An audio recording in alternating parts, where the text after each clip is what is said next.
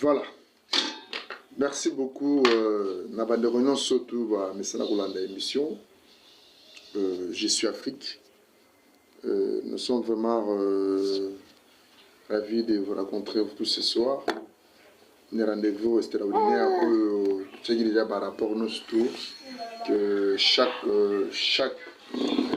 vendredi à partir de 21h juste. Maman. Nous avons une émission, cette émission que nous faisons sur l'internet chaque mardi à partir de 21h et puis vendredi à partir de 21h et dimanche à partir de 21h30 avec notre serviteur Papa Zunga Bonganga. J'espère que Zunga Bonganga, tu es déjà en ligne. Cette émission sert à vous informer des activités pastorales de la parole de Dieu, connaître la Bible et ici l'importance de Dieu à travers cette émission d'aujourd'hui. D'abord, Zunga Bonganga, j'espère que nous avons invitation. Zunga Bonganga, je suis une invitation pour la côte Sayo. Donc, bandez l'invitation. On vient de commencer l'émission. Voilà. On veut commencer l'émission. Ok. Merci beaucoup, Zunga Bonganga. Zunga Bonganga. Tu peux entrer. Voilà. Allô, Mwanamboka, l'homme de Dieu, Zunga Bonganga. Zolandangai, tu me suis, moi j'espère. Zunga Bonganga.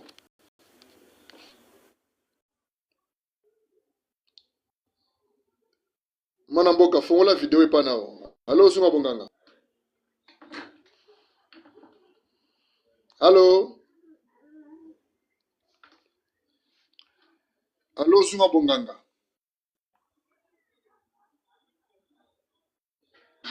J'espère qu'il peut être là. Hein. Bonsoir. Font la vidéo et pas now. Tala na kareno ana na mutu ana bakomi vidéo. Kota na font la vidéo. Patientez-moi mouké. Na karena na bakomi vidéo. So kota na place batie bouton mo vert ezana kota place wana ya blé. Ou quand tu finis wana vidéo mo ezana kota vidéo. Population a besoin mo elongi na wa. Voilà. Bonjour madame, bonjour tout le monde. Bonjour à tous et bonsoir à tous.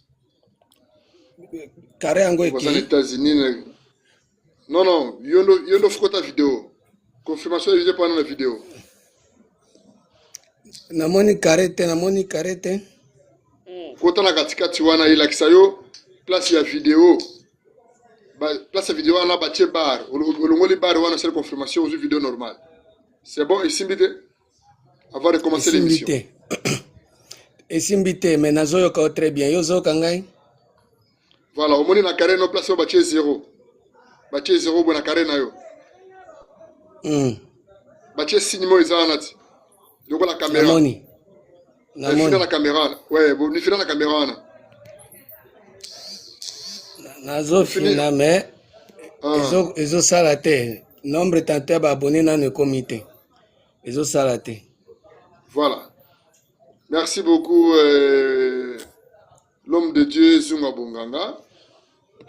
Comme nous avons promis plutôt les populations congolaises partout le monde entier, concernant l'émission Je suis Afrique, avec notre invité, l'homme de Dieu, Zunga Bonganga. Cette émission, l'émission Je suis Afrique, avec votre humble serviteur Afrique, ça passe à la télévision et sur l'internet. Il y a des jours qu'on a mis pour passer l'émission, chaque mardi à partir de 21h, et puis vendredi de 21h, et dimanche à 21h30. C'est une émission de la parole de Dieu, partager des idées, donner aussi point de vie, au petit point de vue, partout là où vous êtes. Quelle que soit l'émission est bilingue. L'émission est bilingue, cette émission, ils en ont français, et puis lingala, concernant la question, ils ont là. Sujet autour de lelo à travers cette émission, il y a un autre partagé. Là, bandeko baza en ligne, aux à la moi site mobile, donc soyez humble, toko tsayo ko répondre, na nengo lingo répondre bato. Na sixième kwa lelo, dozolo bela likambuya troisième alliance, oui, ezali troisième testament. Voilà. Sujet ezali boy. Tozolo bela sujet oyo ezali likambuya troisième testament. Na rappelé bato oyo balani semaine passée chaque mardi à partir de 21h, vendredi à partir de 21h et dimanche à partir de 21h30. Lelo, tout ça la continuité à sujet au la qui semaine passée. Likambo tonango eza likambo ya troisième testament. Troisième testament, tout le monde qui première alliance, eza qui na premier testament, deuxième alliance et na deuxième testament. Siko lelo oyo invité na biso oyo aza en ligne. Zungo Bonganga. Alobi ete yende muto simbi clé. Il y a troisième testament. Vous avez un jardin. Pe yende zali na fongola. Pe visionnaire. Il y a troisième testament. Yango mutu ne zali bo oto rotuna ye. Na bato na labiso. Comment fait-il que nous avons troisième alliance? Alors, selon biblique, nous sommes limités à travers deuxième testament. D'où vient troisième testament? La question est ceci. Le sujet d'aujourd'hui, on va parler de la citation du troisième testament. D'où vient troisième testament? D'où vient troisième testament? Répondez, nous sommes en ligne avec serviteur de Dieu. Moi, na amboka azunga bonganga. D'abord, se présenter. Na bato ba ebiote. O ba koti le pisika. Le moni bazé belé. Ba ebayo. Vous avez la parole. L'homme de Dieu, pasteur Zunga Bonganga. Nzambe, s'il vous plaît, azwa lokumu nazali kopesa mbote na bandeko banso baza na kati ya groupe oyo bazolanda biso na ngonga oyo. Nazali simple instrument oyo Nzambe azo utiliser nzungu ya bonganga. Wana nde kombo na ngai nzungu ya bonganga, c'est-à-dire la marmite de fétiche de l'Éternel. Ça veut dire Nzambe soki alingi asala bonganga na ye, il faut abimisa nzungu na ye. Yango wana nazoya na troisième testament pona kotia yango na kati ya mtu ya bato bayeba Nzambe koleka na premier testament oyo Moïse ayaki na loi, deuxième testament Jésus ayaki na vérité na grâce. Maintenant toye na troisième testament pona kolakisa bato makambo etali makambo éternité, parce que makambo éternité muto atamo ko ayebi yango azate. Yango toye na troisième testament poto kotsa bato makambo ya vie éternelle. Merci beaucoup. Merci beaucoup, Mwana Mboka. Olobi, beaucoup de sabato makambo vie éternelle. S'il vous plaît, nous sommes en émission. S'il vous plaît, madame.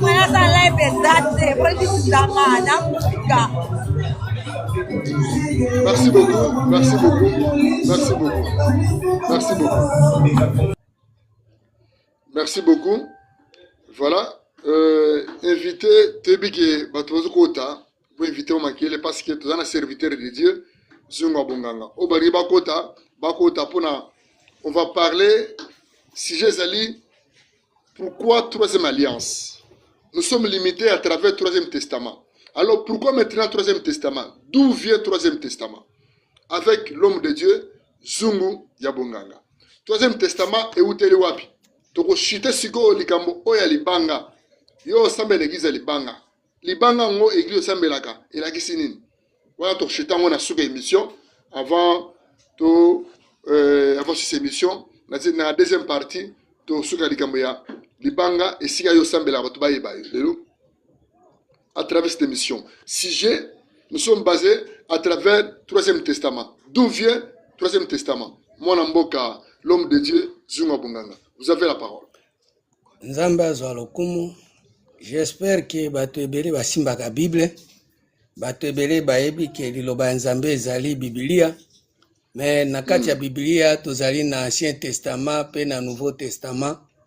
Ancien Testament oyo bato bayebi ebandi na Genèse ti na Malachi. Et Nouveau Testament ebandi na Matthieu ti na Apocalypse.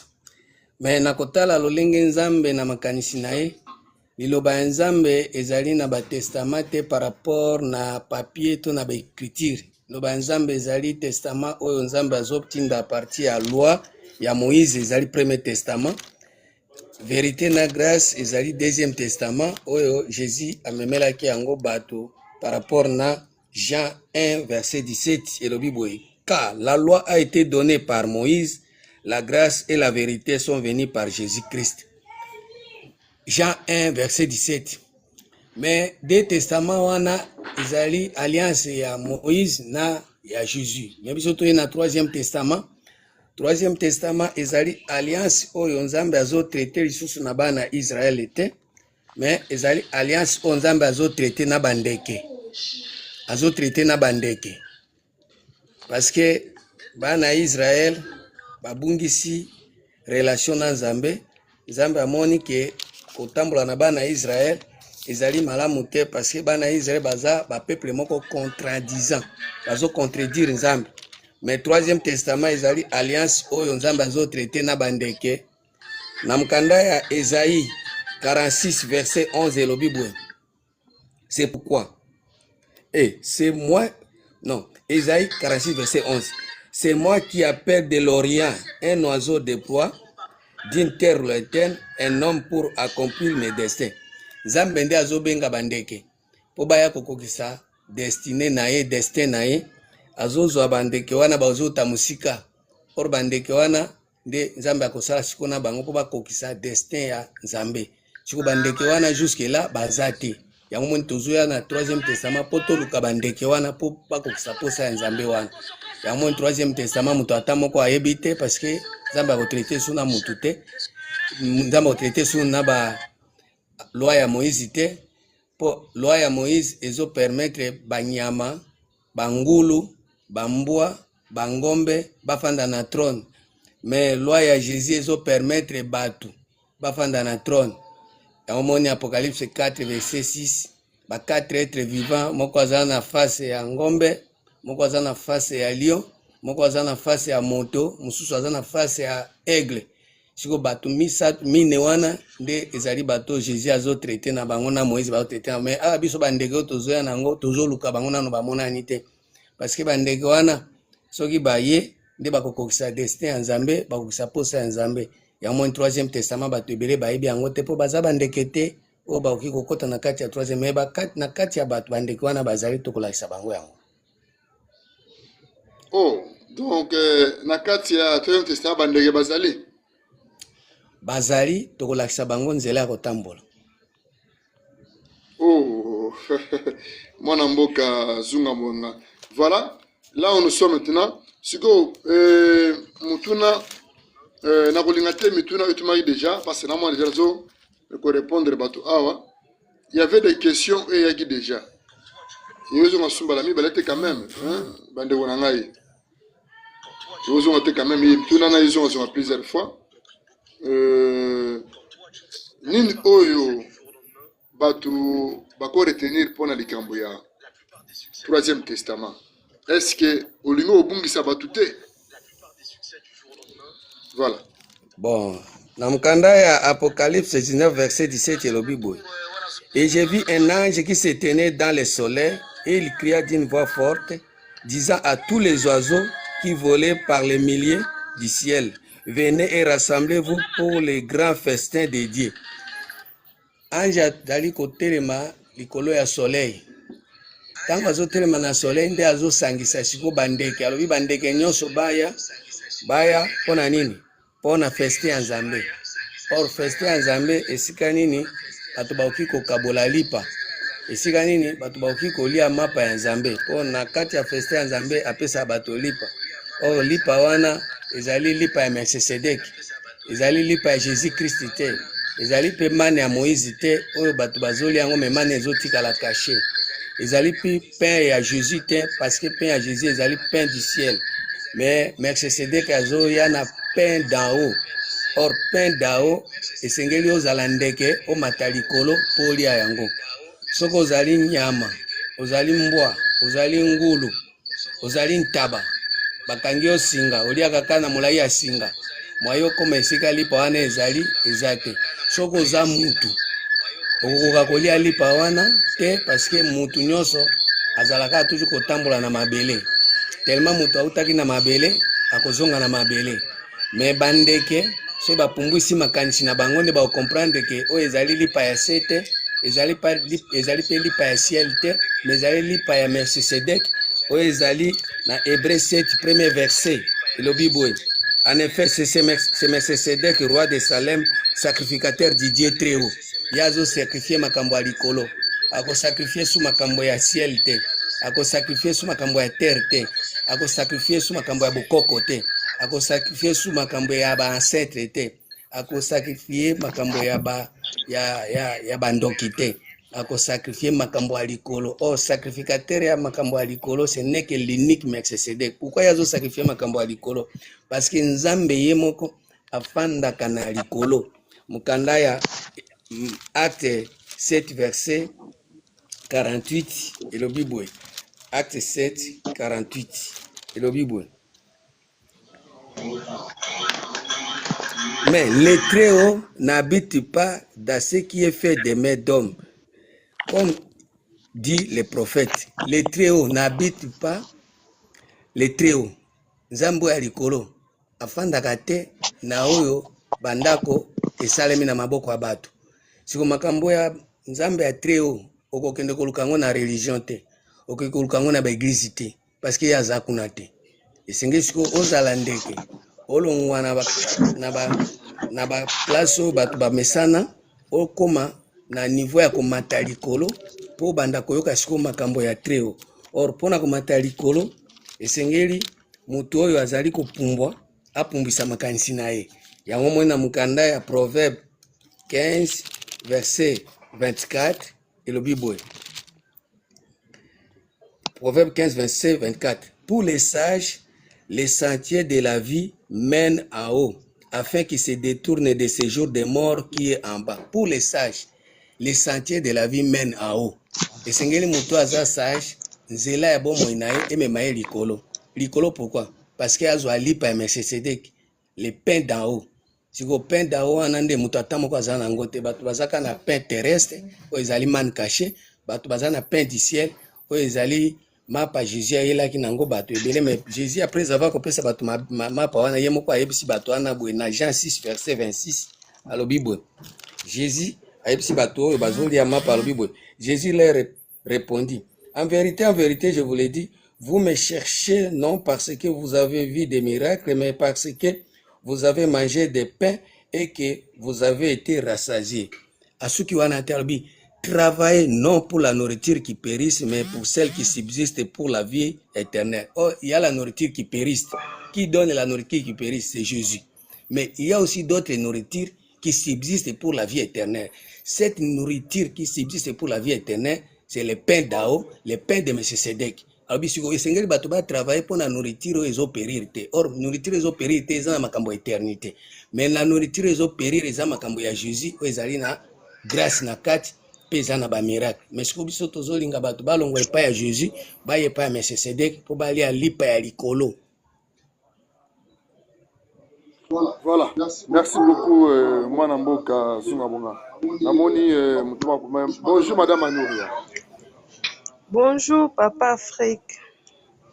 Boni, Maman. Naza malamu, nazolanda live na bino vraiment na bokebi nyonso. Nga Madame Anouria, je suis depuis quelque part. Nalandaka ba live na yo mingi nde lelo esengi na participer na bino ensemble. Likambo ya troisième testament nalingi nayeba Papa Nzunga Bonganga oyo expliquer biso quelle est l'importance nini ya troisième testament nalingi nayeba. Merci beaucoup Papa Afrique. Olobi kombo ya mama nani? Nzunga Bonganga Anouria, Maman Anouria. Madame Anouria. Madame Anouria. Question na ezali très important. Esaïe 2 verset 2 lobi boye. Importance nango yango. Il arrivera dans la suite des temps que la montagne de la maison de l'Éternel sera fondée sur les sommets de la montagne et que s'élèvera au-dessus des collines et que toutes les nations s'enfuiront. Des peuples s'y rendront en foule et diront, venez et montons à la montagne de l'Éternel, à la maison du Dieu de Jacob, afin qu'il nous enseigne ses voies et que nous marchions dans ses sentiers. Car de Sion sortira la loi et de Jérusalem les paroles de l'Éternel. Il arrivera dans la suite des temps, c'est-à-dire dans le troisième testament, Isa makambo ezoya na temps ya suka. Ça veut dire premier testament yaki na temps ya liboso ya Moïse, ezali loi.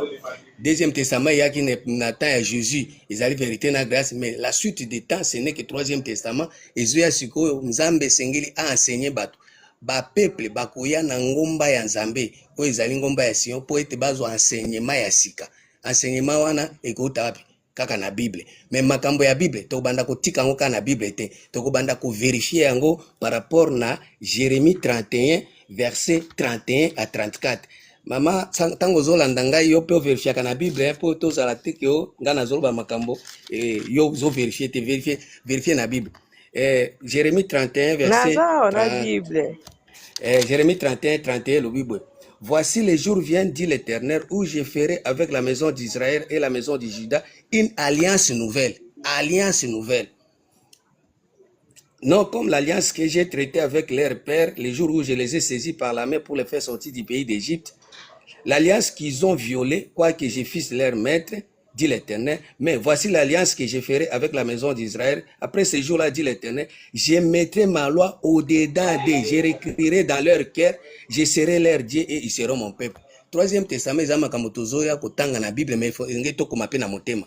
Ce qui est gravé na motema, déjà ya Nzambe. Et comme le troisième testament. Mais ce qui est na papier, est na brochure, est na Bible, et c'est sous le troisième testament. Le troisième testament est comme makana na kati ya motema. Et continue dans 34 Bible. Celui-ci n'enseignera plus son prochain, ni celui-là son frère, en disant, connaissez l'Éternel, car tous me connaîtront, depuis les plus petits jusqu'aux plus grands, dit l'Éternel, car j'ai pardonné leur iniquité et je ne me souviendrai plus de leurs péchés. Comment que ce que comme mina motema, Nzambe nte akosala nini? Akolongola siko iniquité, alimbisi pe masumu.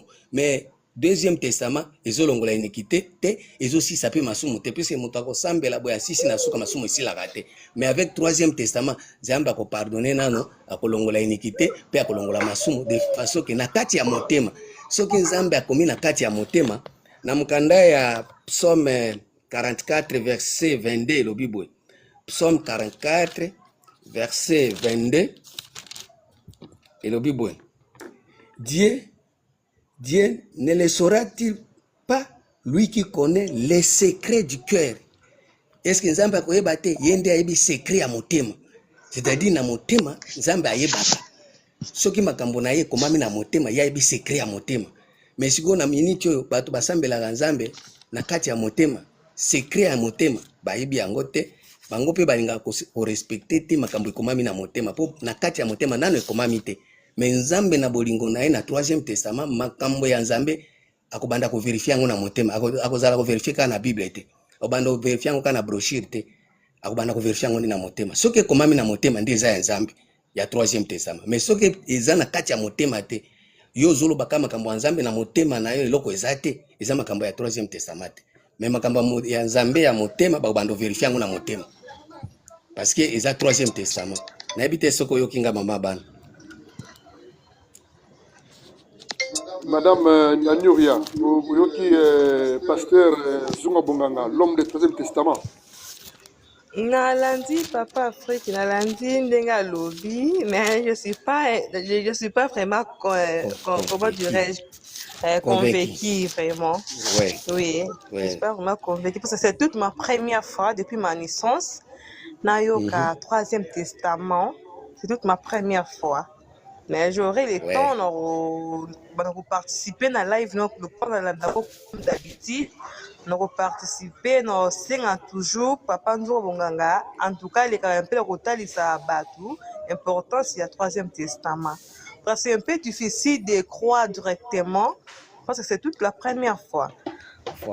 Dans le troisième testament. Au fur et à mesure, alors les live, peuple de Dieu, comme on a dit Bakou Lelo, et comprendre un peu. Il y aura encore des temps, je peux s'habituer. Ça va, c'est bon. Vous avez raison, maman, parce que troisième testament, ils allaient alliance à Sika. parce que tango tozoloba makambo ya 3e testament ezali libanga euti na likolo na apu ya mutu te, eza libanga nzambe azobimisa makambo na ye, ainsi dit l'Éternel. Yango balatisaka yango voile te, yango batiaka yango levire te, eza libanga oyo nzambe ye moko nde alingi ekomama lokola ndenge Moïse amataki likolo ya ngomba tango azwi mibeko ya nzambe bakomi yango na 2 tables de pierre. Depuis bakoma 2 tables de pierre wana Moïse aye nango abuki muto ata moko atikala kozongisa libanga wana te. Me biso tozala na 3e testament, libanga oyo Moïse abuka wana tozoya kozongisa yango sikoyo tokotisa yango na mitema ya bato, puisque jusque là bato nyonso bazosambela bavo d'or oyo Aaron asalelaki bato.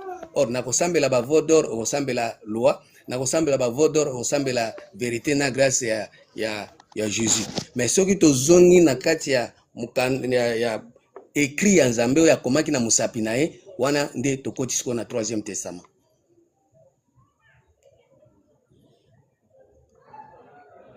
Allô Papa Afrique? Allô?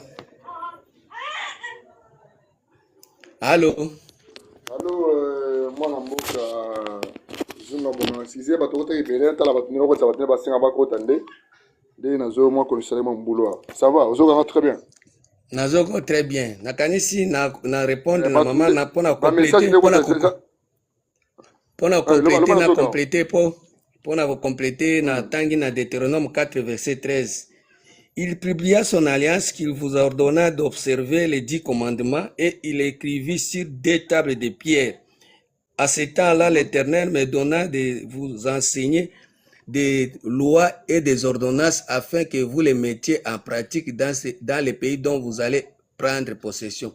Puisque vous n'avez vu aucune figure les jours où l'Éternel vous parla du milieu de feu à Horeb, veillez attentivement sur vos âmes. Ça veut dire 3e testament tokoti a figure te, photo ya Yesu ekozala te, photo ya ba pasteur ekozala te, photo ya ba disciple ekozala te, ekeko ata moko ekozala te, parce que soki totie ekeko ekomi 2e testament, soki totie figure ya mutu eza 1er testament, mais na kati ya 3e testament il faut tozonga esika oyo ekeko ezalaka te, etika oyo mutu ata moko okoki koloba o nzambe azalaka boye, nzambe azalaka boye, parce que soki otie nzambe oyo azalaka boye ekomi su makambo ya 2e testament eza 1er testament.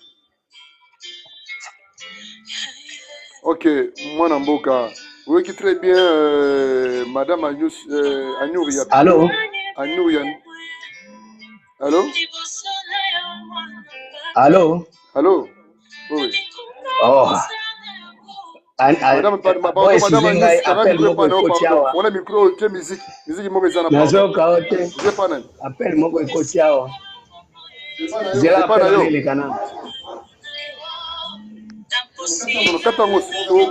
Nazoka ote appel wana de ranger son.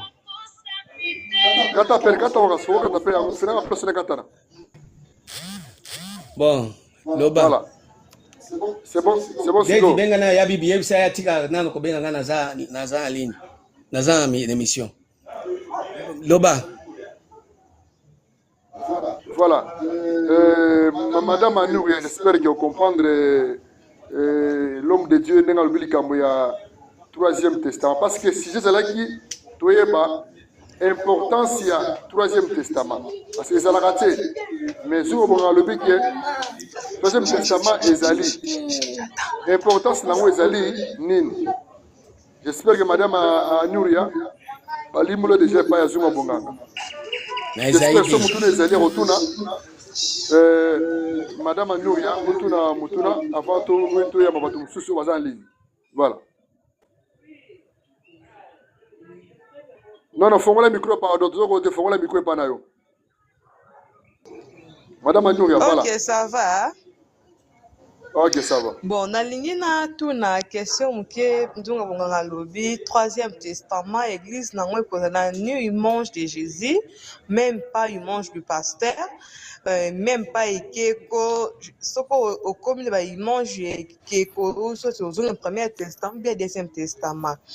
Bon, je voudrais savoir na vexé, j'ai oublié vexé comment qui beaucoup tonga d'église na bino en image de Jésus Christ. vous donnez comme église Nabino a commencé par mon nom. Comment fait-il église et qu'on a une image de Jésus et qu'on a un combo de Jésus? Là, c'est un peu louche. C'est un peu louche. C'est par là je n'ai pas bien compris. Makambo lobi wana esoko opesinga verset kozala bien parce que tango nzambe azosala opesa mibeko na ye alobi basalela ye image te dès kutu nzambe azalaka na kanda soko otangi na Exode 20 nzambe ye moko azoboya moto ata moko asalela ye image te ya représentation ya quelque chose oyo ezali na mai to eza likolo aboyi yango na motema moko na Exode 20 soko otangi yango alobi boye abi na verset 3 tu n'auras pas d'autre Dieu devant ma face, tu ne te feras pas d'image taillée ni de représentation quelconque des choses qui sont en haut dans les cieux, qui sont en bas sur la terre, qui sont dans les eaux plus bas que la terre. Nzambe aboyi moto ata moko asala image na kotala lolenge bato bazosambela lelo bato batosaka mibeko te puisque omona ba image ya Jésus ya ba photo par ci par là or mundele wana sa sengi na ye déjà bolimbisi balongola ba photo na mais ezosimba te mais okomona lelo parce que asalaki mise en scène ya film na ye a tourner bato batie ba image na ye bakomisi nzambe ya solo nzoka nde nzambe na l'an 0 caméra ezalaki te na l'an 0 na mbotama ya Jésus caméra ezalaki te photo ezalaki te ye moko abi eza mise en scène mais tellement ba chrétien ba congolais ba africain bazalaka ba incrédule nde ti lelo bazotia image wana or ye moko asa asengaki déjà balimbisa ye na ndenge asalaki voilà siko nzambe alingaka image te. Or, na minute na deuxième testament image ezali na premier testament image ezali mais na troisième testament tokozonga ko tambola lolenge nzambe alingi ko banga nzambe tokosala image te yango moni eza alliance ya Melchisedek nga na luka vexe wana prochaine live na ko kota pona pesa o vexe wana parce que na yebi yango ça va eza bien mo soko zolanda makambo tozoloba opesi question na yo oapuya yango na verset biblique totangi ekozala malamu mingi. Oui. Merci. L'homme de Dieu, Madame Nouria, excusez-moi, d'accord. Ça veut dire que Zunga Bonganga, bato nyonso batiaka bafiche na bango bapasteur batiaka priere ya ba 15 jours 20 jours batia bafiche na bango na troisième testament ekozala te. Bon yango moni nzambe azoloba na Ezekiel 11 alobi boye akopesa bato totanga yango na Ezekiel 11 verset 17 elobi boye Ézéchiel 11, 17. C'est pourquoi tu diras ainsi par le Seigneur l'Éternel, je vous rassemblerai du milieu des peuples, je vous recueillerai des pays où vous êtes dispersés, et je vous donnerai la terre d'Israël. C'est là qu'ils iront et ils ôteront toutes les idoles et toutes les abominations. Au moins, soki nzambe alongoli bato areke abandi sikoko zwa bao ya ye bakolongola babikeko nyonso wana ba idole nyonso ba photo wana bakolongola ngo abi c'est là où ils iront et ils enterreront toutes les idoles et toutes les abominations. Je leur donnerai un même cœur et je mettrai en vous un esprit nouveau. Ça veut dire nzambe akopesa motema ya batu nyonso ezaka motema moko. Et puis akopesa bango esprit ya sika. Or soki tokoti na troisième testament ekozala sikoyo batu akozesu na mutu aza na motema na ye te. Biso nyonso esengeli tozala na motema kaka moko. Mpe nzambe apesa biso esprit na ye. Or soki tokomi na motema moko na kati ya troisième testament tokomi na esprit ya nzambe wana nde nzambe sikoyo abandi kosola na biso, nzambe abandi kolobela biso makambo na ye. Wana eza isusu teke tokobanda koyoka makambo ya bikeko oyo tosi totie ebele oyo ezokoka kosala makambo moko te, bato bazochange te, mboka ezochange te, bato bazonyokwa. Ok, mwana mboka zungu ya bonganga. Naoki nyonso lobi. Sikoyo mutune ezali boye. Madame Niclette, pardon. Pardon. Voilà, bon, mutune zongeli susu. Bon, répondre ka pona bato bakota tellement connexion dans mon boulot makasi mingi pona ya bato su bakota en ligne. Mutune ezali boye.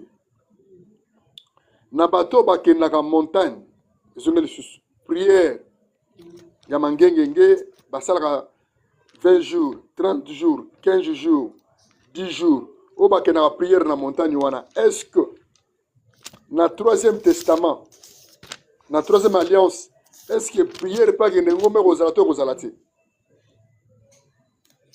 Bon, nasi na répondaki déjà na la fois passée na solaki na lobaki makamboana.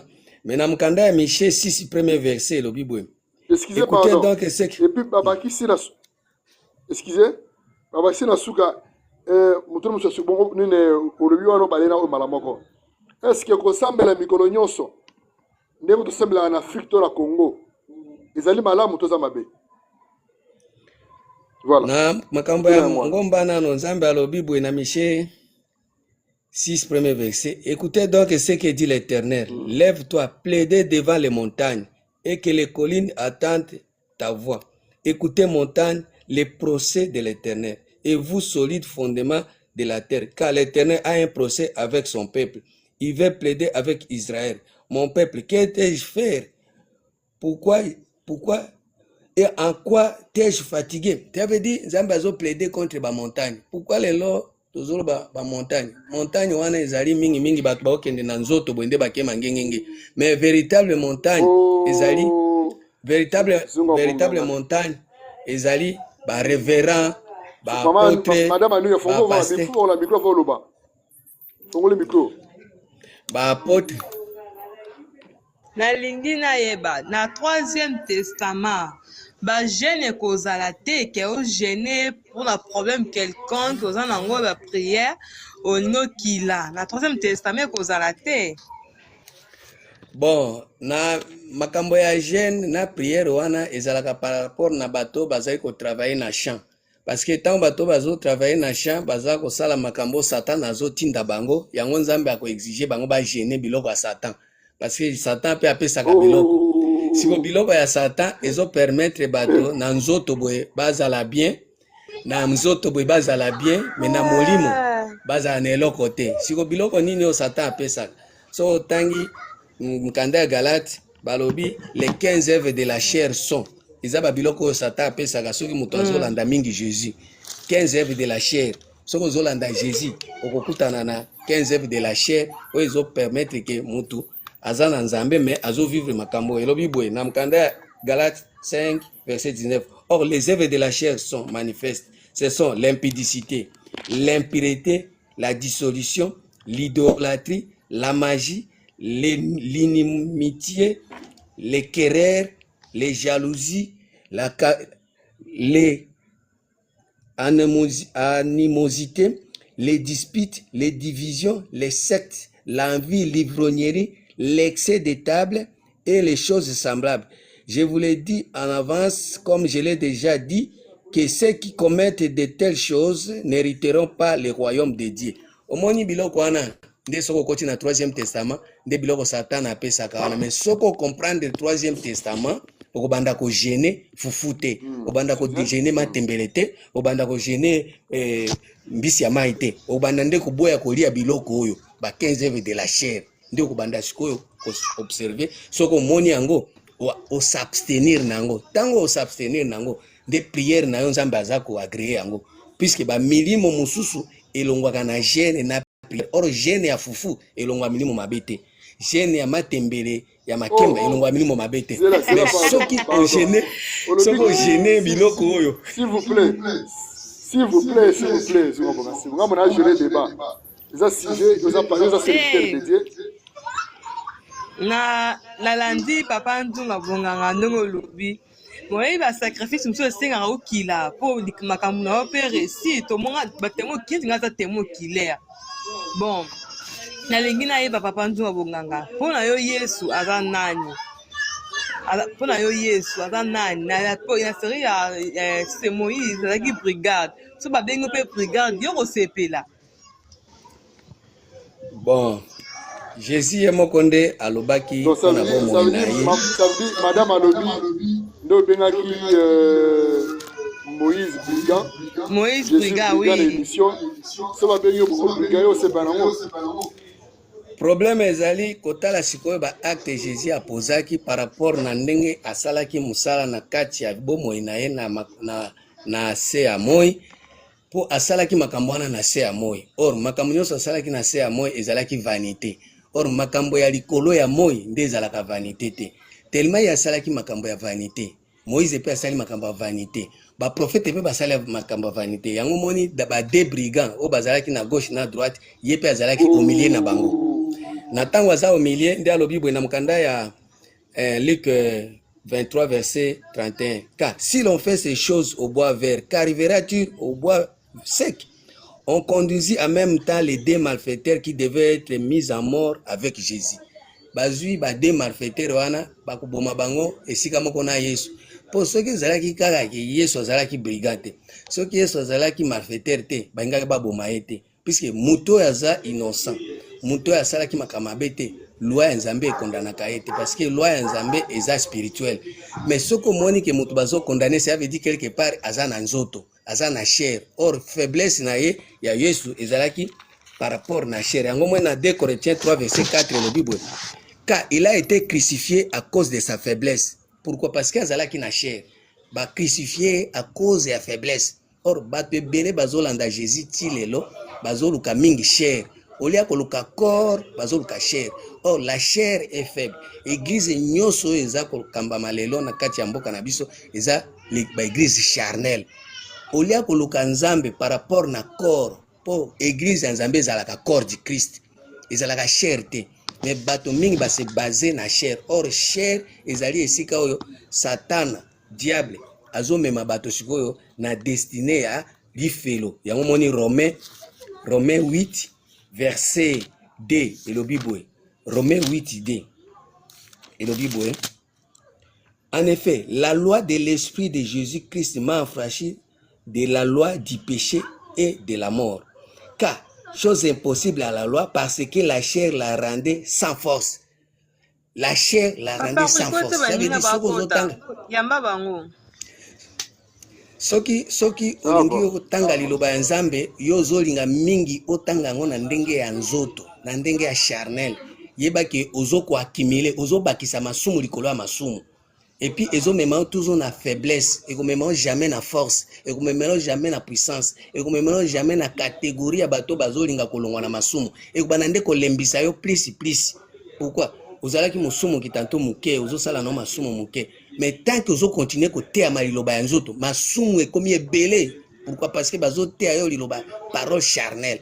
Or tango liboso zali tanto ko banga Nzambe ozomona ke masumu ezakaka kotambola na mwasi ya bato, kotambola na mobali ya bato, ba masumu moko ozo banga mais tango ozolanda parole charnelle ekokotisa yo sikonde na masumu plus puisque okokoma faible. Puisque tango bazotea yo liloba ya Nzambe olia komema na niveau ya esprit po kemba na esprit, mais komema yo nde na nzoto de façon que okoma komona mabe ozo défendre mabe na verset biblique. Yango wana omoni Yesu pe bakondamnaki likolo ya chair.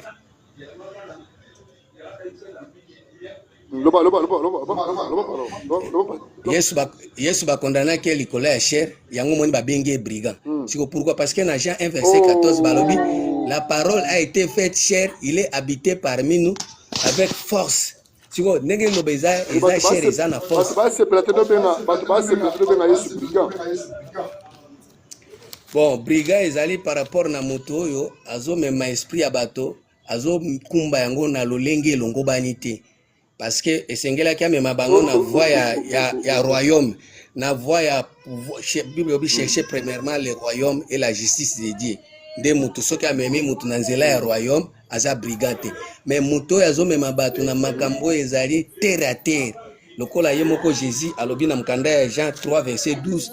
Si vous ne croyez pas quand je vous ai parlé des choses terrestres, quelles sont les choses terrestres? Les choses terrestres, c'est makambo na biso. les choses célestes nde makambo ya nzambe. Or ya zolo bape makambo ya terrestre. Or mutu ya nzambe okolo ba jamais makambo ya terrestre. Makambo ya terrestre. Makambo ya terrestre. Oui. Moi je suis pas d'accord. Moi je suis pas d'accord parce que le miracle oh Yesu asalaki yango. En fait nini akoki ko remplacer ça ba miracle oh ya salaki. Bon, miracle Jésus asalaki yango moko nauti kotanga Jean 6 ya wati. Auti koloba na bité tant Holanda kinga tango natangaki Jean 6 verset 26. Jésus répondit en vérité, je vous le dis, vous me cherchez non parce que vous avez vu des miracles, mais parce que vous avez mangé des pains et que vous avez été rassasiés. Travaillez non pour la nourriture qui périsse. Or miracle eza biloko elekaka. So nzambe asalelo miracle lelo eza makambo éternité, eza makambo ya courte joie, courte durée. Okosituka nzambe asali miracle obali. Quelque temps après divorce. Okosituka nzambe asali miracle ozwi musala. Quelque temps après ba licencié yo ba longole na musala. Eza na makambo éternité te.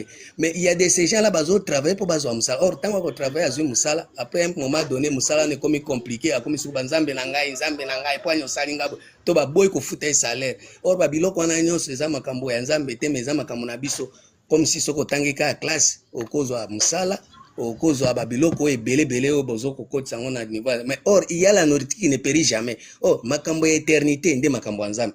Tango nzambe azolobake aye kopesa bato vie éternelle eza na makambo ya éternel oyo ezali na makambo ya koumela libela na libela.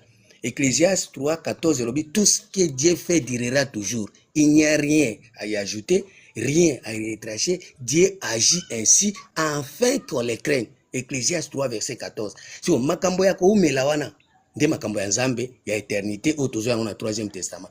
Mais makambo ya vie passagère oyo ya courte joie eza makambo ya Moïse, eza makambo ya Jésus, eza pe makambo ya ba prophète. Puisque ba ko prophétiser pona yo kende poto ke poto esili pe wana omona pe poto angoka ezaka ndenge moko kaka uzaka ka wana eloko moko grave eza pete. Or makambo ya nzambe il faut que uzala ravi en esprit, makambo ya très haut. Or makambo ya très haut nde makambo ya nzambe. Makambo ya biso awa okotanga classe okozwango, okoza na famille ya malamu okozwango, okoza na éducation ya malamu okozwango. Mais makambo ya éternité eza makambo ya royaume, makambo ya bokonzi. Yango mo tozwa na 3e testament po tozongisa bato na royaume, puisque na ebandeli nzambe tango asalaki moto akelaki na image na ye atiaki force ya kodomine bambisi, ya kodomine banyama, ya kodomine biloko nyonso ya mabele. Nde susi ya nzambe na kati na bomo ya biso bao tolanda ye alingaka yango wana royaume bokonzi ya kodomine biloko nyonso. Eza teke lelo biloko ebanda kodomine biso. Or tango biloko ezo domine biso toze susu bana ya roi te, tokomi ba esclave, tokomi na kati ya servitude, tokomi ba umbu. Or na kati ya servitude mutu azomema bato na servitude eza Moïse, mutu azomema bato na servitude eza Jésus. Yango moni azoyebisa ba disciple na ye mitema na bino mimayima te, nga moko nazokende ko préparer bino esika. Pourquoi pas otikaki bango oso bongisi bango déjà mais otiki bango baza mitema ya koyimayima. Parce que bazalaki bato bazoye batata te. Yango moni Philippe ayobe lakisa biso tata, montre-nous les pères, cela nous suffit. Pourquoi? Parce que batata baleki ebele. Tant que batata bazé ebele, bana pe bazo monana eza bana oyo bazo correspondre te na makambo ya nzambe. Parce que Bible dit bien, celui qui a le fils a la vie, celui qui n'a pas le fils de Dieu n'a pas la vie. Or le fils de Dieu, il faut azala le fils de Dieu. Eza ate mwana otalibo oyo ndenge nini elongi na ye na nzambe ezokokana te. Mutu azosala ba pratique asambelaka mais otali pratique wana na mutu ya nzambe ezosimbana te. Azoloba malamu mais makanisi mabe, azosala misala ya mabe, pratique ya mabe, azoloba malamu. Omona azokanisa malamu mais azoloba mabe.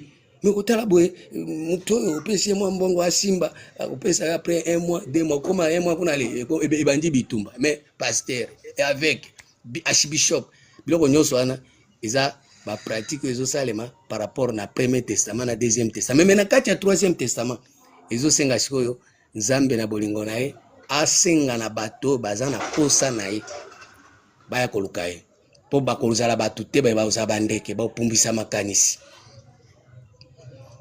Merci beaucoup l'homme de Dieu Zuma Bonganga.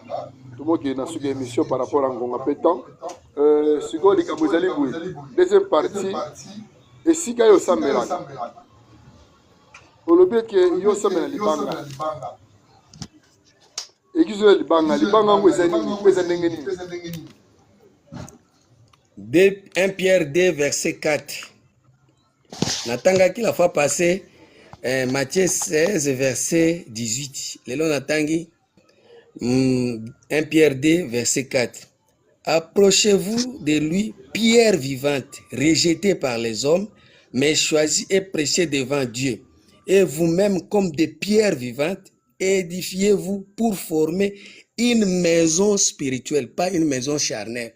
Les bâtiment, les Notre-Dame, les cathédrale, les mosquée, une maison spirituelle. Saint sacerdoce afin d'offrir des victimes spirituelles agréables à Dieu par Jésus-Christ. Ça veut dire, soki moto akoti na kati ya libanga, ye moko akomi libanga, akomi maison spirituelle. Ça veut dire okende ozesu na posa okenda ba bâtiment te, parce que yo moko komi ndako ya Nzambe. Or na ndako ya Nzambe kuna Bible lobi na 2 Corinthiens 3 verset 2. Et le Bible 2 Corinthiens 3 verset 2. Et le Bible. C'est vous qui êtes notre lettre, écrit dans nos cœurs, connu et lu de tous les hommes. Yondo komi mukanda ya Nzambe. Bakomi makambo ya Nzambe na motema. Or, soki bakomi makambo ya Nzambe na motema, bakobanda kotanga makambo ya Nzambe na motema. Vous êtes manifestement une lettre de Christ, écrite par notre ministère, non avec des langues, mais avec l'Esprit de Dieu vivant. Non sur les tables de pierre, mais sur des tables de chair, sur les cœurs. C'est-à-dire, soki tokoti na kati ya 3e testament, neti nga naza na 3e testament, makambo ya Nzambe, il faut etangama na motema na ngai. Nga moko nakoma mukanda ya Nzambe. Or, soki nakomi mukanda ya Nzambe, mutu soki alingi aluka Nzambe, akokende su na bâtiment te. Akoyaka ka epa na ngai, nga moko na ufungola mukanda. Merci, mwana mboka. Namoni batu bakoti mo ebele. Ndoko na biso azana mama bonsoir maman. Papa ou maman, bonsoir. Bonsoir, merci, bonsoir chef. Merci beaucoup, Mwana Mboka. Vous allez journaliste Papa Afrique, alors. Tous les sujets, autour de la Likamboya, 3e testament. Oui, bien que le monde a gagné Nabino et Zalakati. Mais l'homme de Dieu, pasteur de Sunga Bunga, le 3e testament est Zalaka. Et Zali et Siga, il y a un fongola Nango, ça peut être un Amazon Vision Nango, Mokimo Bimba. Voilà. Donc, continuez. Bon, na ndenge tozolo babwe, na esika Pierre wana ezali, Nzambe alobi biso moko lokola pe tozaba mabanga, tosala nde ndako ya libanga. Or ndako ya mabanga, soki toke na 1 Roi 6, okomona ke ndako ya mabanga batongaka yango na makelele te. Parce que tango Nzambe azosala makambo na ye, alingaka te moto atia makelele. 1 Roi 6 verset 7. Bapesaki Salomon lakisaki lolenge na kotonga ndako bibwe. Lorsqu'on bâtit la maison, on s'est servi de pierres toutes taillées. Et ni maçon, ni hache, ni aucun instrument de fer ne furent attendus dans la maison pendant qu'on les construisait. Balobi tango bazotonga ndako wana, mungongo ya marteau ezalaki te. Mungongo ya sete ezalaki te. Eloko atamuko ko ganga te. Mais soko tali bandako ya Nzambe ya lelo, ba maçon de bazotonga ngo makelele. Yango moni soki Nzambe akotisi yo na ndako na ye batongi yo mwayo tia makelele ezate. Makelele nini? Ba témoignage ezangi tina. Eza makelele. Tango zo témoigner makambo ya buzoba eza makelele. Parce que ndako Nzambe tango botonga il faut silence ezala. Po Nzambe azo construire yo atalaka ba étape ya vie ndenge nini ozo marcher. Soki yo bandi makelele mutu moko akoya kuna omoni ndenge akomi boye eza grâce na ngai nde na lobaki nde akomi boye. Or ndako Nzambe batonga bongo te. Nzambe alingi soki asala makambo na ye yemoko afandi nye azomona ndenge ndako ezotonga. Tango bazotonga bomo na yo yo fandi ni yepe afandi meto akomona ka ndenge ni ozokola en esprit. Zunga bonganga. Témoigner à l'église, c'est pas mauvais de témoigner à l'église. Lorsque Dieu a fait les grâces à une personne quelconque, témoigner, Papa Afrique, témoigner, eza ma belle église, mais qu'on peut souffrance dans la dîme, eza ma lame l'église. Jean 2, verset, réponse nous c'est dans la Bible, Jean 2, verset 23, et le Bible. Pendant que Jésus était à Jérusalem, à la fête de Pâques, plusieurs crurent à son nom, voyant les miracles qu'il faisait. Mais Jésus ne se fiait pas à eux, parce qu'il connaissait tous et parce qu'il n'avait pas besoin qu'on lui rende témoignage d'aucun homme, car il savait lui-même ce qui était dans l'homme. Balingi ba témoigner pour Jésus azaki fier na ba témoignage na bango ta boy muto asali les témoignage Jésus moko asali miracle mais après ça va ko sa miracle boy ba témoigner pour na po ayebi ke eloko ni ezaki na mutema na tanga yango na mukanda ya Jean 2 verset 23 à 25. Abibwe. Pendant que Jésus était à Jérusalem à la fête de Pâques, plusieurs crurent à son nom, voyant les miracles qu'il faisait. Mais Jésus ne se fiait pas à eux parce qu'il connaissait tous et parce qu'il n'avait pas besoin qu'on lui rende témoignage d'aucun homme, car il savait lui-même ce qui était dans l'homme. Ça veut dire que nakati ya mitema na bango ba pesa témoignage. Ntambe asali ngabo esamba mais nakati ya mutema kuna aza mutu ya lokuta. Nakati ya mutema aza mutu ya songi. Nakati ya mutema aza ndoki. Mais akika na église Nzambe apesi ngabo talana za bwe. Mais komona azongi na ndaku bwe kanda zuwa lokoso songi. Nzambe ba témoignage ya ndenge wana ngana na sisi kotonga ndako ya bomo ya yote. Na sisi na kosukola yote na longoli ono na masumu te bandi ko témoigner bwe. Yango moni moto ebele Nzambe apesa ki ngambongo depuis azwaki mbongo akomi na Shetemba maya pembe azwi basi misato mine okotala na église ayaka lisusu te. Mais sero ya témoigner kiawa. Sero ya témoigner ndenge nini lisusu akomi kaka na asu na tante depuis Nzambe apesa musala kuna na tante na za na tako yesu na église te. Mais a témoigner ki nyonso na Jésus ayebi ke ba témoignage nyonso le kana église omona moto azwaki azai ko bota te mais tamba boti après yesu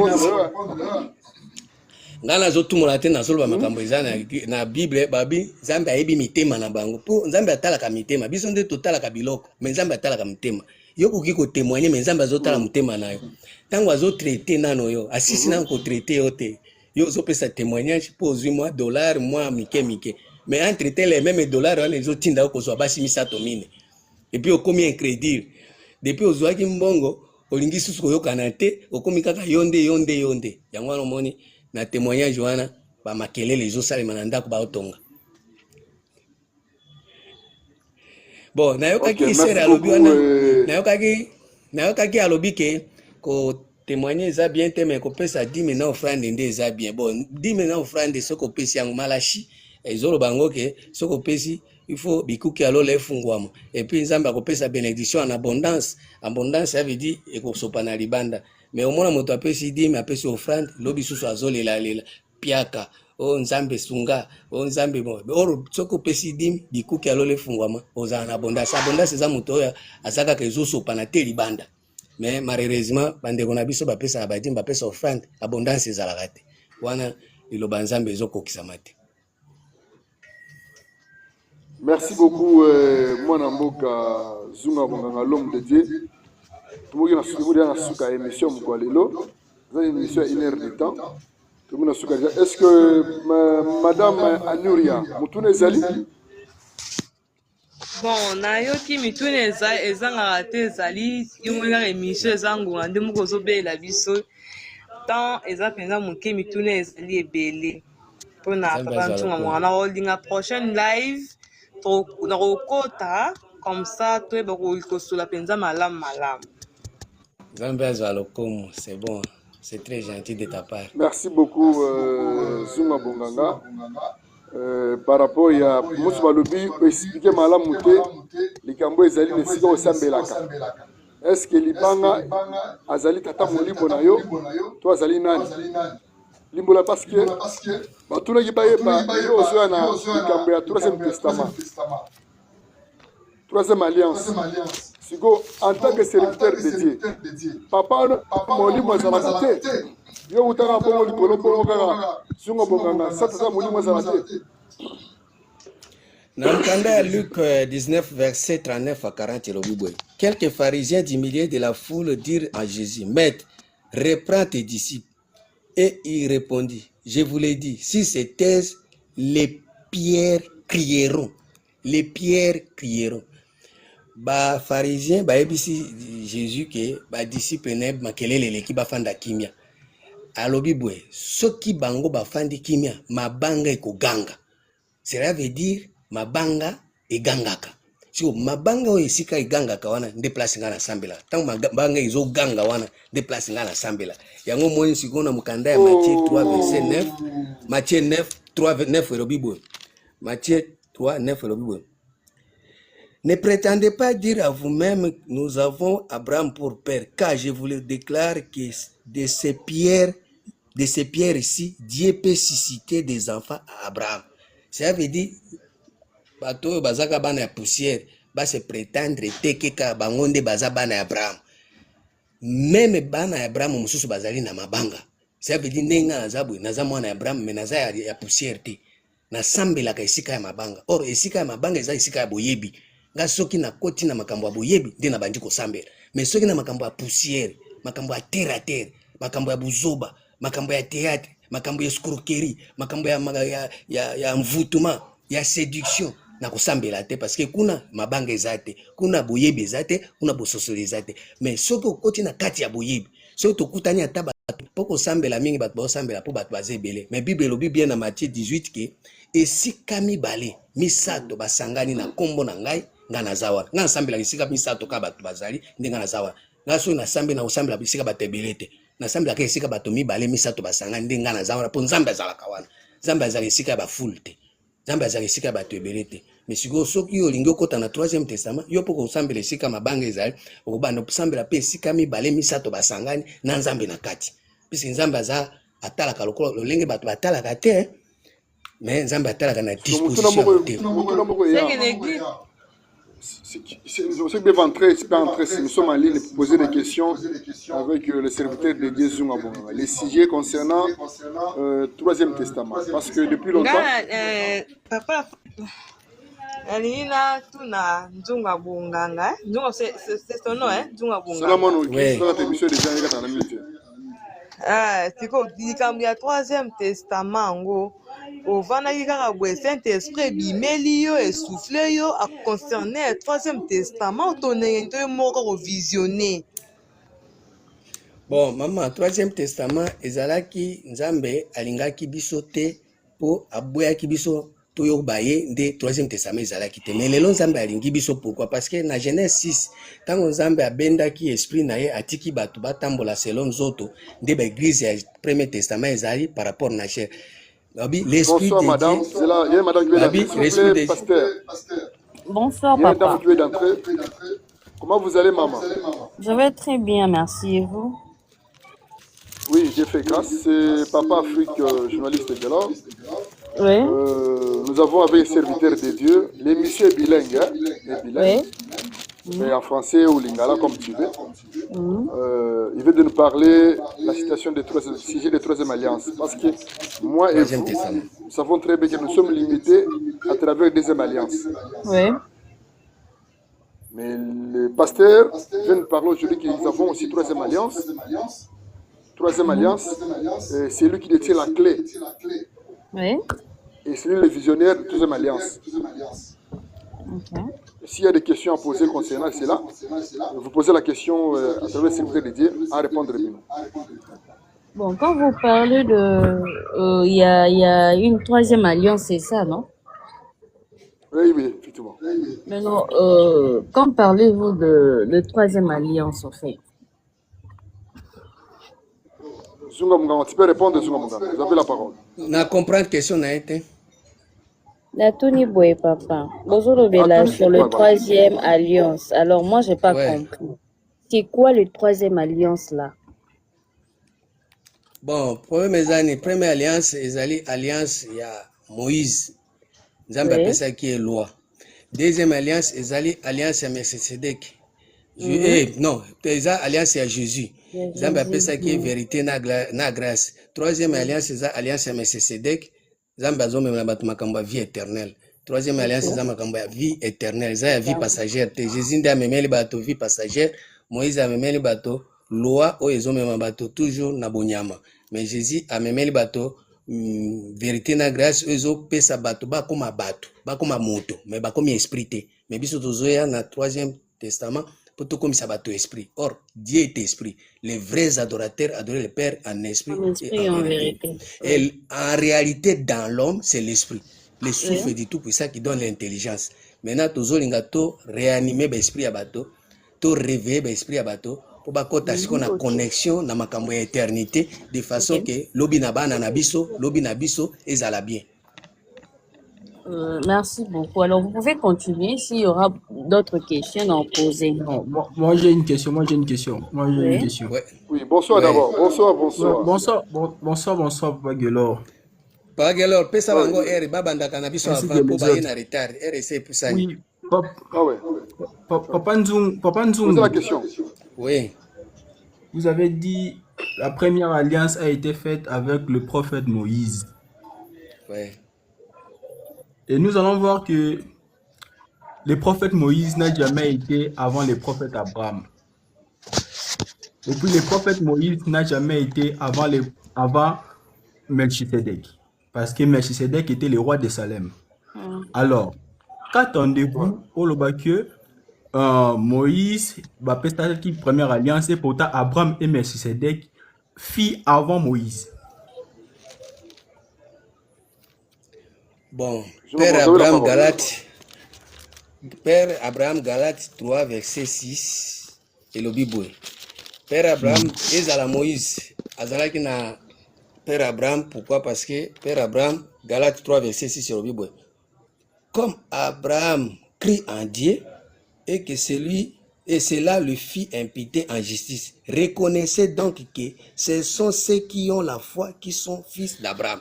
Batu nyoso bazana kondima baza bana ya nani ya Abraham.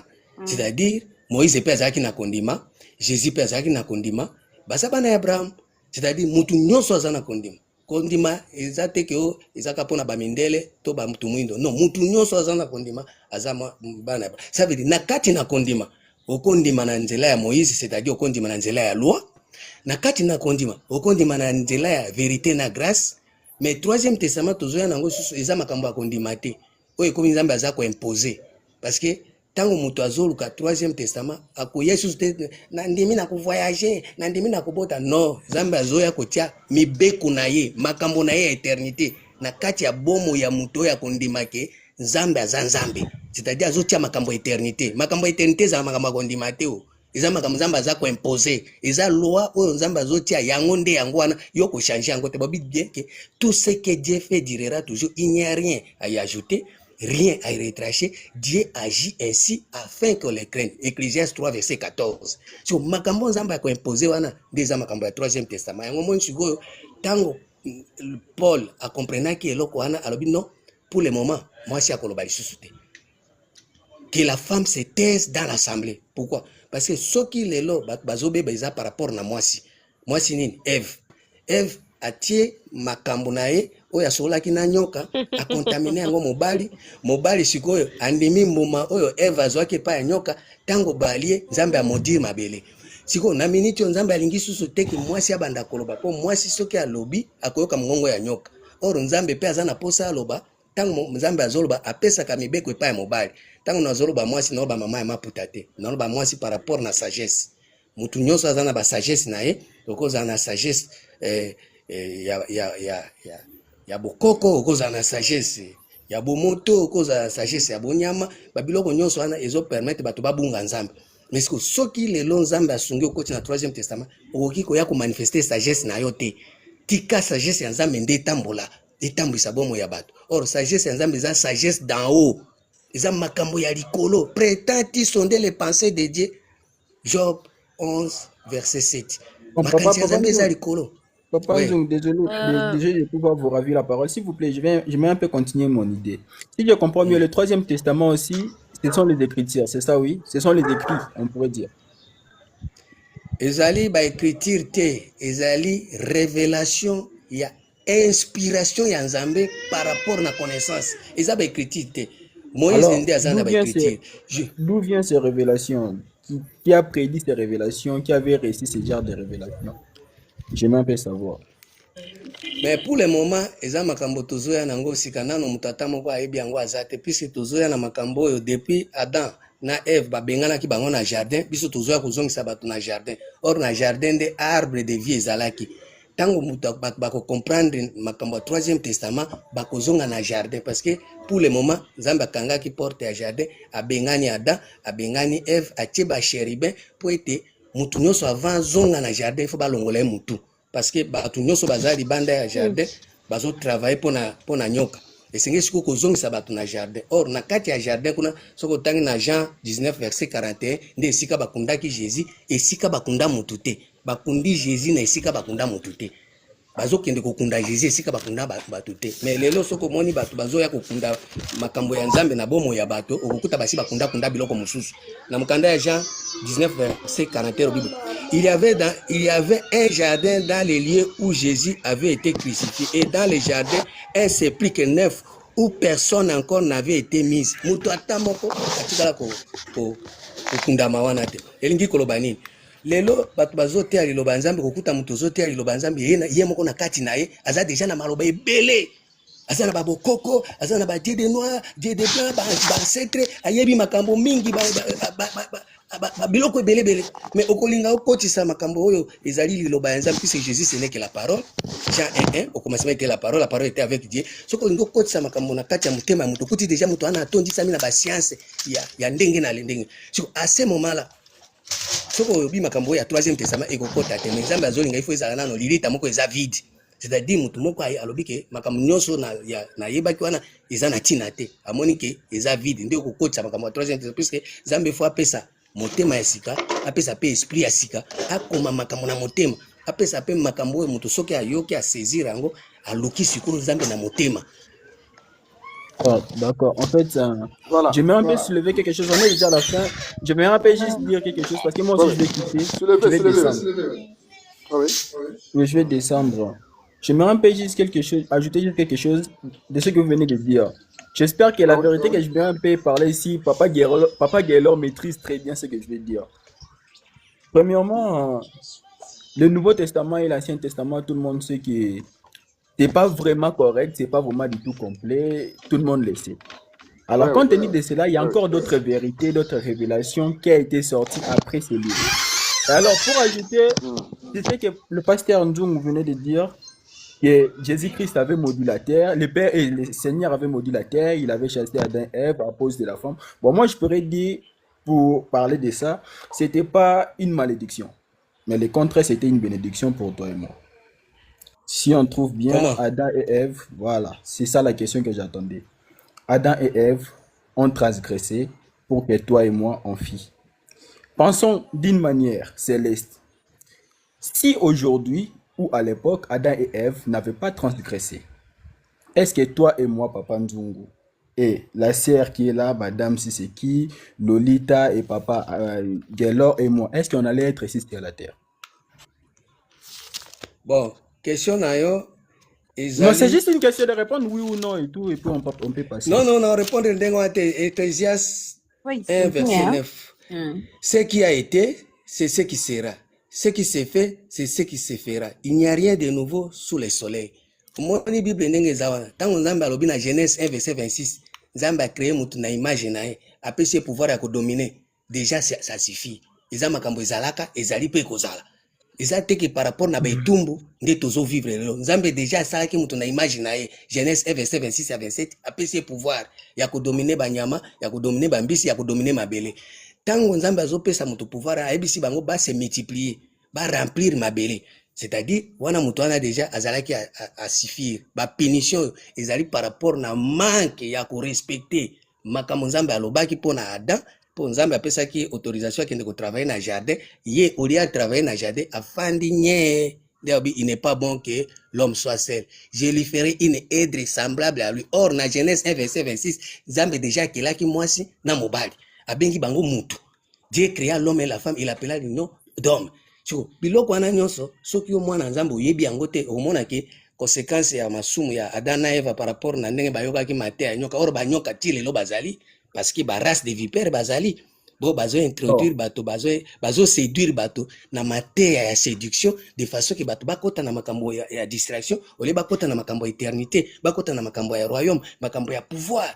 or na minute tozoloba boye Nzambe aza na posa zongisa biso na pouvoir akozongisa biso pouvoir te par rapport na travail ya champ akozongisa biso na pouvoir par rapport na travail ya jardin puisque jardin ezali esiko bato baprendraka soin nango eza eloko moto akolinga salite te azomona masumu naza nanga mosumu ke eza nango problème te biso nyonso tozaka basumuki non tu vas t'entretenir de façon que yo ozala mosumuki te Dieu est 3 fois saint yo peut faut ça la tozala c'est or soki oza saint okolinga nini jardin obanda kocultive ogarde olongola basalite mais lelo omona motu moke akoyi motu moke asumuki asengi bolimbisi pourquoi parce que aza jardin te or jardin ezali état d'esprit ya motu or soki okoti na état d'esprit ya bonzambe okoki kozala jamais ndenge moko na bato mosusu basambelaka te mais lelo na bato basambelaka na bo basambelaka te baza ndenge moko pourquoi parce que bato nyonso botravaille na champ or travail ya champ eza travail ya monde yamoni bato ebele bazolinga Nzambe na makambo bazosala na baeglise bato basambelaka te na baeglise bosalaka ndenge moko pourquoi bango nyonso baza na monde or Bible ezo empêcher n'aimez pas le monde ni les choses qui sont dans le monde. Qu'est-ce qui est dans le monde? Voilà. Qu'est-ce qui est dans le monde? La convoitise de la chair, convoitise des yeux, orgueil de la vie. Tu vois, biloko nyonso ezo accablé na basali ya Nzambe na bandimi na pagano bango nyonso baza na kati ya monde or biloko wana Nzambe tango akreaki mutu alingaki te mutu azala na monde alingaki mutu azala supérieur na monde. Ça veut dire il faut dominer monde or monde wana sikoyo nde tozokoka komona yango te omoni tozobomana tozoswana tozoyinana bolingo eza te même na baeglise de division parce que toza biso nyonso kosakampare kaka na Moïse loi tozosakampare na bafaveur ya grâce mais makambo éternité tokonsome yango te. Oh, il y a aussi la parole de la vie éternelle yango tozo yango na 3e testament. Alors papa voilà. Pasteur, désolé. Il y a des questions? Désolé pasteur, j'aimerais un peu retourner juste sur 2 points rapidement parce que voilà. S'il vous plaît il y a plus encore du temps. Lorsque vous avez dit Adam et Ève, etc., on avait déjà recommandé à Adam et Ève de multiplier la terre et tout. Vous pouvez reconsulter ces écritures. Alors nous allons comprendre que Adam et Ève, lorsqu'ils vivaient par le moment où ils étaient des ignorants. Et Dieu ne savait pas que l'homme et la femme doivent faire l'amour pour apporter les enfants. Là, tout le monde le sait. Après avoir transgressé, il est l'air lié. Non, on peut continuer, on peut continuer. Pas tout le monde. Laisse-moi parler. Tout le monde le sait. Bon, presque beaucoup pas de tout gens le monde. Beaucoup de gens le savent. Bon. Voilà. Après avoir transgressé, ils ont eu à comprendre qu'ils étaient nus, que ce n'était pas vraiment du tout bon. Alors, nous devons comprendre que tout ça là, ce qui s'était passé, c'était le plan de Dieu. Même que le diable puisse venir tenter.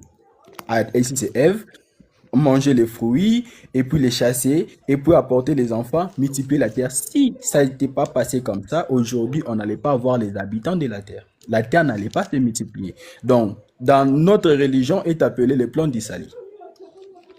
Lorsqu'on parle du plan d'Issali, on parle de plan que Dieu avait eu à planifier pour ces terres. Tout a été déjà planifié. Ça manque juste le calendrier, les jours arrivent et puis ça marche. Et puis, deuxièmement, j'aimerais un peu... S'il te plaît, avant quoi, je vais répondre à la place, Jean 8, verset 44, le Bible. Vous avez pour père le diable, vous voulez accomplir les désirs de votre père. Il a été le maître dès le commencement. Il ne se tient pas dans la vérité parce qu'il n'y a pas de vérité à lui. Lorsqu'il profère le mensonge, il part de son propre fond, car il est le menteur, le père du mensonge. C'est-à-dire, dès le commencement, plat de Dieu. Vous avez pour père le diable.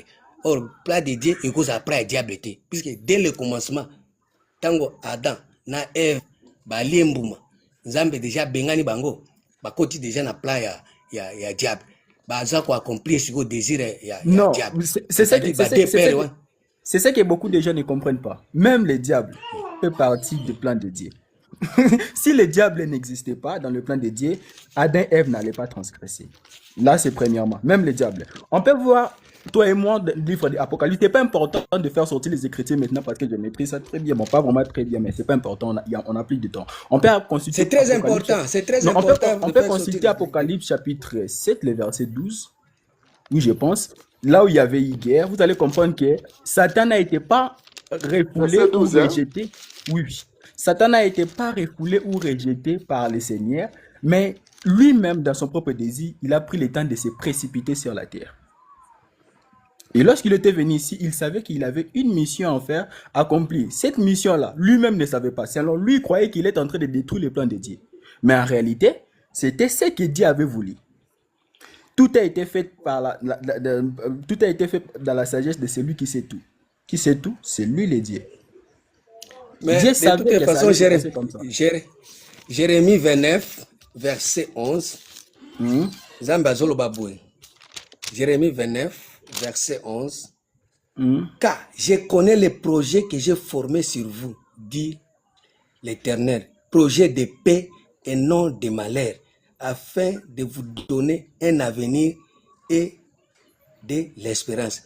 Quelqu'un qui a le projet de paix, est-ce qu'il y a un pas diable? Cette écriture que vous consultez, c'est le prophète, c'est le Seigneur qui s'adressait au prophète Jérémie. Vrai ou faux? C'est vrai.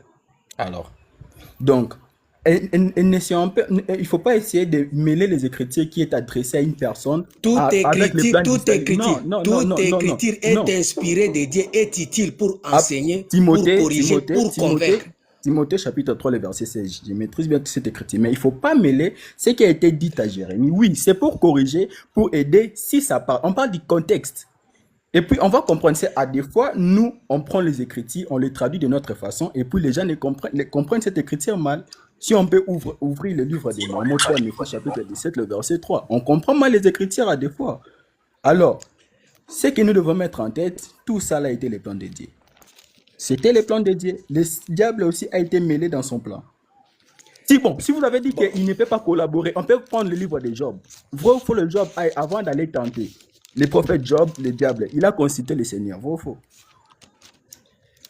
Bon, comment il était mêlé avec le Seigneur? Problème est Zanini. Deutéronome 28, verset 13 à 14. S'il vous plaît. Nazo répondre. Voilà. Deutéronome 28, verset 13 et le Bible. Deutéronome 28, verset 13. Il est tellement fort à l'Ancien Testament, je vois. Okay. L'Éternel fera de toi la tête et non la queue. Tu seras toujours en haut, tu ne seras jamais en bas. Mais Job a se retrouvé wapi? Na terre. Tango bana nzambe bazo se réunir. Pona koluka, koyeba. Musala nini Satan azo sala, puisque Satan azaki ko diambile.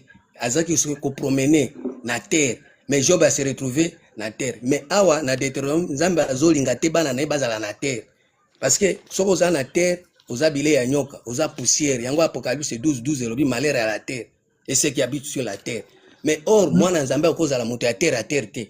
Yango moni lelo makambo à terre izozo en plaire parce que tout le monde alingi azala en terre. Or tant oza en terre, oza makambo à terre mbala moko diable apanda kwa kizio. Pastor. Ouais. Arrête de coller les écritures. T'as pris Apocalypse, t'as pris Deutéronome. Oui, Papa Gallo, je vous laisse. Il a pris Deutéronome qu'on s'adressait à prophète Moïse et il a pris. Il y a une dame là qui voulait parler. Il a pris Apocalypse. Madame Anjou, elle avait le micro. Il a pris Apocalypse chapitre 10. Excusez ndeko na ngai, excusez yaya. Papa nzo nganga la na que l'émission papa Afrique no lobaki na 3e testament mabala et kozala te. Bako bala te. Est-ce que c'est vrai ou faux? Bon, bah maman nangai la kanisi version. Na Luc 20 verset 34 à 38. Bama balo na zolo bawana iza par rapport na nzambe, par rapport na bisote. Nzambe mabala na ye ezo dépendre na mwasi oyo abimaki na koti. Mabala na ye ezo dépendre na mobali oyo autaki na mabele. Mais mabala na biso na mwasi na mobali tobima na libumu ya mama Jeanne, tobima na libumu ya mama Françoise. Mais ya nzambe azoloba mobali ayebi ke autaki na poussière, mwasi autaki na kote. Siko tango bakobala na te parce que mwasi wana azalaki chair. Or nzambe alingaka mwasi azala corps. Yango moni corps du Christ ezali église. Nzambe akoya kolinga jamais moto aza na chair. La chair est faible, eza ba faiblesse. Siko na minute nzambe azolinga bato bazala na corps. Siko a partir ya corps nde tokoki kobala Christ. Mais na partie à chair, tokobala Satan, puisque la chair est faible. La chair ndezo permettre batu babumana, ba inana, ba soana. Mais yango mon Bible obi, marcher selon l'esprit, vous n'accomplissez pas les désirs de la chair, parce que la chair a des désirs contraires à ceux de l'esprit. Merci beaucoup l'homme de Dieu Zunga Bonganga, parce qu'il y a des frères et sœurs qui sont en retard. Déjà nous sommes à la fin de l'émission. Prochainement, il y a 21h juste. Ça veut dire que le débat ici avec l'homme de Dieu Zunga Bonganga, nous pouvons participer à un débat, ça va verser sur la mémoire. Et le peuple congolais, il y a beaucoup de gens va prendre implice à travers le sujet du Nouveau Testament. Merci de votre présence, de votre contribution, de votre suggestion à travers cette émission. Nous sommes à la fin. Ça veut dire que l'émission passe sur l'internet en direct chaque mardi à partir de 21h juste. Et vendredi à 21h juste, et c'est dimanche à partir de 21h30. Merci beaucoup, et nous sommes à la fin de l'émission. C'est Papa Afrique. Merci. Merci beaucoup. Sionango yo, boya tomata na sionai. Boya tomata na sionai. Sionango yo, boya tomata.